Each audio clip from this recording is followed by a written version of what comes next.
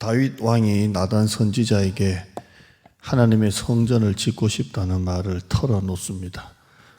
7장 2절에 나는 백향목 궁에 살거늘 하나님의 궤는 휘장 가운데에 있도다. 자신은 왕궁에서 편안하게 지내는데 하나님의 궤는 모실 곳이 없어서 아무데나 방치된 것이 다윗의 마음에 계속 걸린 겁니다. 누가 이런 생각을 합니까? 사람은 힘들 때는 하나님 한 번만 이 위기를 벗어나게 해주시면 하나님을 위해서 무엇이든지 다 하겠습니다 라고 합니다. 그러나 위기가 지나가고 형통한 삶이 찾아오면 그때 하나님을 찾았던 마음은 언제 그랬냐는 듯이 없어지기도 합니다. 지금 다윗이 성전을 짓고 싶어하는 이 마음을 먹은 것은 다윗 인생의 제일 절정기입니다.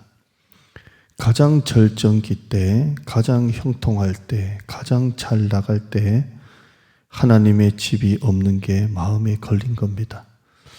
자기는 좋은 집에서 해놓을 것 다 해놓고 사는데 하나님의 집이 없는 게 걸린 것입니다. 자기는 필요한 것, 갖고 싶은 거, 해놓을 것 다 해놓고 살면서 하나님의 나라에 인색한 사람이 있습니다.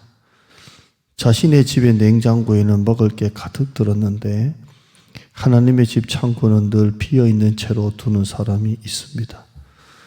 다윗은 자기가 가장 절정기일 때 하나님의 집이 없는 게 그렇게 마음에 걸린 겁니다. 나단 선지자는 다윗의 말을 듣고 즉각 대찬성을 합니다. 7장 3절에 보면 마음에 있는 모든 것을 행하소서라고 합니다. 왕이 성전을 짓겠다는데 선지자가 얼마나 좋아했겠습니까? 그런데 바로 그날 밤에 하나님이 나단에게 나타나십니다. 그리고 다윗 왕에게 전할 말씀을 일러주십니다. 한마디로 하나님은 다윗의 뜻을 거절합니다. 나단이 처음에 다윗의 말을 듣고 찬성할 때는 하나님의 뜻을 묻지 않고 당연히 하나님이 좋아하실 거라 생각하고 다윗에게 마음에 있는 모든 것을 행하라고 했지만 하나님의 생각은 달랐습니다. 하나님은 내 뜻대로 움직이시는 분이 아니라 하나님의 뜻대로 움직이시는 분입니다. 하나님은 내 생각대로 움직이는 분이 아니라 하나님의 생각대로 움직이십니다. 하나님은 내 계획대로 움직이시는 분이 아니라 하나님의 계획대로 움직이십니다. 하나님은 내가 기도한 대로 움직이시는 분이 아니라 하나님의 뜻대로 움직이시는 분입니다. 나단은 자기 생각을 접고 다윗 왕에게 하나님의 뜻을 전했습니다. 이 말을 들은 다윗 왕의 심정이 어땠을까요? 얼마나 실망이 되겠습니까? 죄를 짓겠다고 결심한 것도 아니고 선교 헌금을 어느 정도 하겠다고 결심한 것도 아니고 성전을 짓겠다고 마음을 먹었는데 하나님이 설마 이걸 거절하실 거라고 생각이나 했겠습니까? 당연히 하나님이 기뻐하실 것이라고 생각을 했을 겁니다.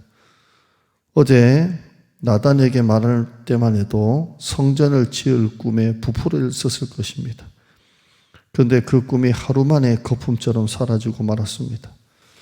이때 다윗의 반응이 어떤 반응입니까? 오늘 7장 20절 이하에 보면 주 여호와는 주의 종을 아시오니 다윗이 다시 주께 무슨 말씀을 하오리이까? 주의 말씀으로 말미암아 주의 뜻대로 이 모든 큰 일을 행하사 주의 종에게 알게 하셨나이다. 그런즉 주 여호와여 이러므로 주는 위대하시니 이는 우리 귀로 들은 대로는 주와 같은 이가 없고 주 외에는 신이 없음이니이다. 여호와 하나님이여 이제 주의 종과 주의 집에 대하여 말씀하신 것을 영원히 세우셨사오며 말씀하신 대로 행하사 주 여호와여 오직 주는 하나님이시며 주의 말씀들이 참되시니이다. 주께서 이 좋은 것을 주의 종에게 말씀하셨사오니라고 고백합니다. 말씀대로 행하사, 말씀대로 행하사, 주님의 뜻대로 행하사, 21절에는 주의 뜻대로 행하사라고 이렇게 고백했고 25절에는 말씀대로 행하사 이렇게 합니다. 28절에는 주 여호와여 오직 주는 하나님이시며 주의 말씀들이 참되십니다라고 고백합니다. 다윗의 신앙이 위대한 점은 성전을 건축하겠다라는 마음이 아니라 하나님의 뜻에 순종했다는 겁니다. 말씀대로 행하옵소서. 간혹 보면 성도님들 중에 목사님 내가 이렇게 하겠습니다, 이걸 하겠습니다 라고 말하는 분이 있습니다.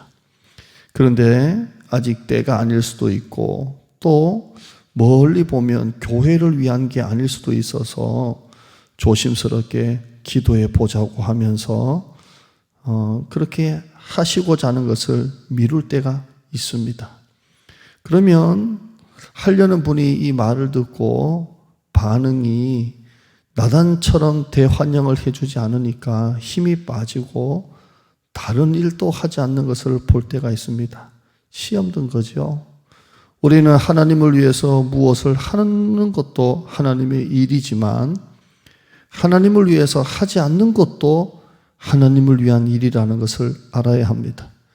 무조건 열심히 하면 하나님이 기뻐하시겠지라고 생각할 수 있지만 하나님을 위해서 하는 것도 무엇을 하는 것도 하나님의 일이지만 하지 않는 것도 하나님의 일이라는 것을 아셔야 합니다. 내년에 봉사를 계속 할까 말까 하는 분이 있다면 이 말씀을 들으면 은혜가 된다고 할 수 있겠지만 이건 그 말씀이 아니라 보다 본질적인 순종의 삶과 태도를 말씀드리는 겁니다. 내 생각보다 하나님의 주권을 인정해야 합니다. 기도를 열심히 하는 것도 중요하지만 더 중요한 것은 내 뜻과 내 소원이 이루어지는 게 아니라 기도를 통해 하나님의 뜻과 생각을 깨닫고 하나님의 뜻과 생각에 순종하는 것이 더 중요한 것입니다. 이것뿐입니까? 때로는 이해할 수 없는 고난과 시련이 올 때 가장 중요한 태도는 하나님의 주권입니다. 말씀대로 행하옵소서.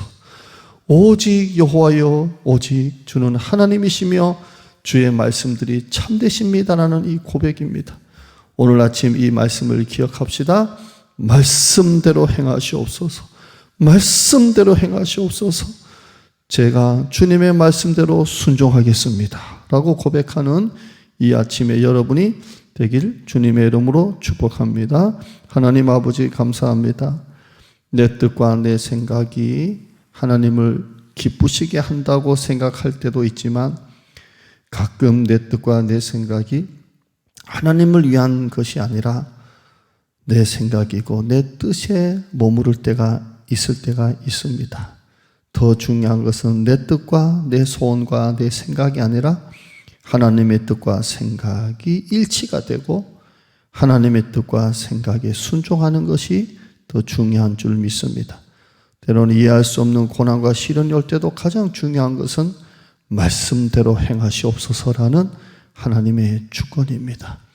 열심히 하면 하나님이 다 기뻐하겠지가 아니라 때로는 하지 않는 것도 하나님의 이름을 알게 하여 주시고 오직 우리의 태도는 순종임을 고백합니다. 오늘 또 하루를 살아갈 때 내 감정, 내 방식대로, 내 기분대로, 내 생각대로 살지 않게 하여 주시고 모든 상황과 형편과 일들 가운데 하나님의 주권에 순종하며 말씀대로 행하시옵소서라는 삶의 태도를 가지는 우리 성도들이 되어지게 하여 주옵소서.